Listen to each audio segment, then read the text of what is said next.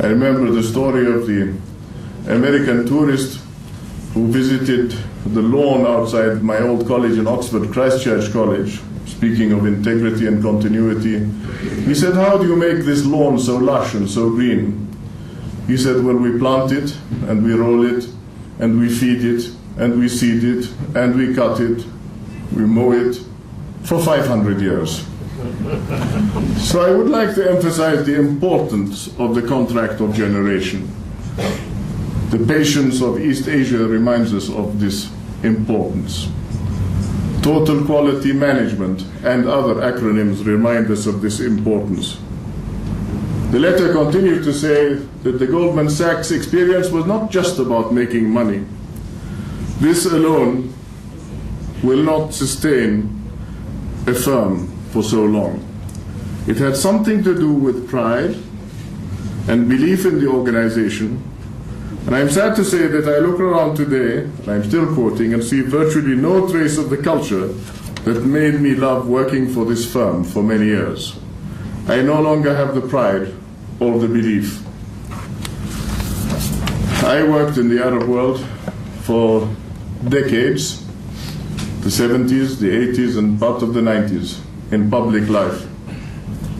The pride I had with those of you who remember the aftermath of the 1967 war, of picking ourselves up from nothing, of bringing about the investment of 600 million dinars with proposals written by Jordanians on the basis of Jordanian and Arab priorities, recognizing that Jordan is a hub, and that the connections with Jordan by our neighbors, whether in education, the relationship with the countries of what we now call the Gulf Cooperation Council, whether the relationship in terms of infrastructure, none of these initiatives were possible unless complementarity بين دول العمق ودول التصدير وخاصة تصدير الطاقة كان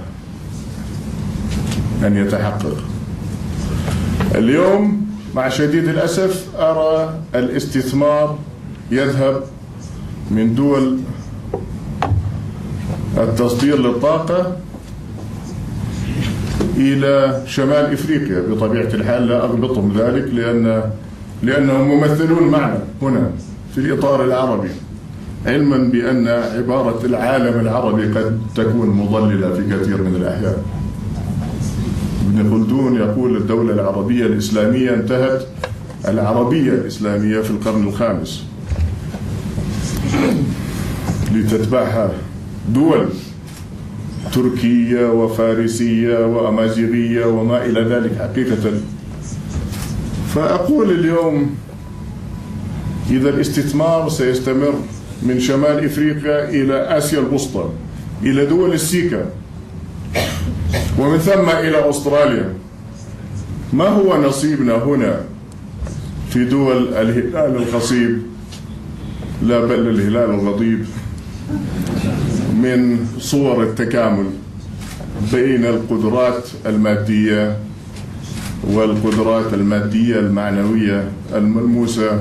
والشاهد هذا الجمع الغفير أمامي اليوم وفي القاعات المجاورة الذين يشاهدون هذا الحديث وهذا اللقاء. We say culture and values are important, and not just from a public relations perspective. We say that without a sense of identity of who we are as well as where we want to go, any gains we make will in the end prove illusory. If the benchmark is salaries, well, salaries in the United States today are in real terms the same, or even less than they were 10 years ago. In Europe, Greece and perhaps Portugal hover on the brink of collapse, and there is talk today of a two-tier union. The financial instruments traders were manipulating on Wall Street, or the mortgages that were being sold in Europe were leveraged and hedged in all sorts of elegant ways. The havoc we have witnessed in the global economy over the past 5 years did not come as a result of being incompetent. Not at all. It became as a result of people being too smart. It came as a result of arrogance and the lack of a sense of shared humanity. The other day I received advisors to the EBRD, the European Bank for Reconstruction and Development. And I spoke to them about the need for complementarities in a region that has no regional economic and social institutions. In a week's time, we go to Baghdad, or some of the Arab leaders go to Baghdad, and still, we do not have the recommendations of an economic and social council. The recommendations of the Economic and Social Council, the World Bank, Bretton Woods, USAID, EBRD, all come from there into the region. We try to trim our sails to the input of others, sometimes even to the diktat of others. So I asked myself, what is authentic about Arab? What is authentic about Talal, Abu-Ghazaleh business school? And I come to the conclusion that the right kind of education is the difference between BP oil spill in the Atlantic and Apple computing. It is the difference between businessmen like Talal Abu-Ghazaleh or Abdul Hamid Shuman, rahimahullah, the founder of the Arab Bank, and those who believe that their wealth exempts them from any sense of responsibility.